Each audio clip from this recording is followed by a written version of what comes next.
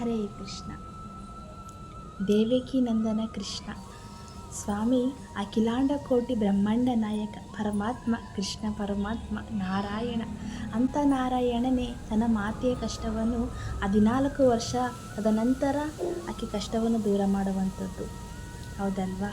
ಈ ಕಡೆ ಯಶೋಧನಂದನ ಕೃಷ್ಣ, ಅವಳಿಗೆ 14 ವರ್ಷವನ್ನು ಯಶೋಧ ಮಾತೆಗೆ ತುಂಬಾ ಪ್ರೀತಿ ಕೊಡ್ತಾನೆ, ಸಂತೋಷವನ್ನು ಕೊಡ್ತಾನೆ. ಇಡೀ ಬೃಂದಾವನ ಜನತೆನ ಸಂತೋಷದಲ್ಲಿ ಆನಂದಮಯದಲ್ಲಿ ತುಂಬಿ ತುಳುಕ್ಸ್ತಾ ಇರ್ತಾನೆ.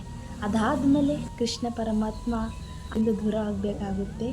ಅವ್ರ ಜೀವನ ಬೃಂದಾವನ ಜನ, ಯಶೋಧ ಮಾತೆ ಪ್ರತಿಯೊಬ್ಬರು ಆ ಜೀವನ ಪೂರ್ತಿ ಕೃಷ್ಣನ ದುಃಖವನ್ನು ಅನುಭವಿಸ್ತಾರೆ.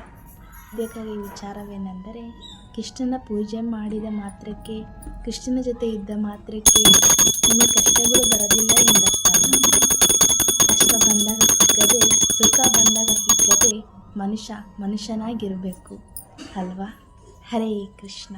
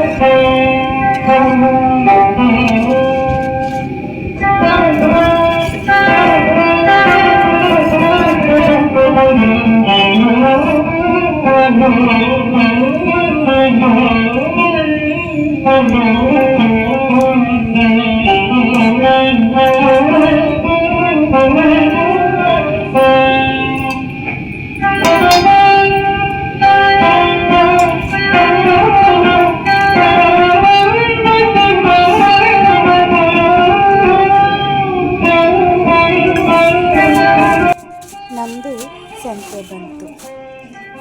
ಹಳ್ಳಿ ಜೀವನ ಎಷ್ಟು ಚೆಂದ ಅಲ್ವಾ? ಇತಿಹಾಸವನ್ನು ತೆಗೆದು ನೋಡಿದ್ರೆ ಹಳ್ಳಿಯಲ್ಲಿ ಹುಟ್ಟಿದವರೇ ಭಾಳ ಸಾಧನೆ ಮಾಡಿದ್ದಾರೆ.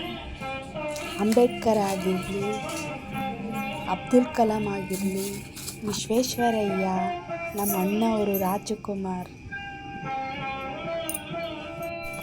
ಇವರೆಲ್ಲ ಹಳ್ಳಿಯಲ್ಲಿ ಹುಟ್ಟಿದವರೇ ಅಲ್ವಾ? ಎಷ್ಟು ದೊಡ್ಡ ಮಟ್ಟಕ್ಕೆ ಸಾಧನೆ ಮಾಡಿದ್ದಾರೆ.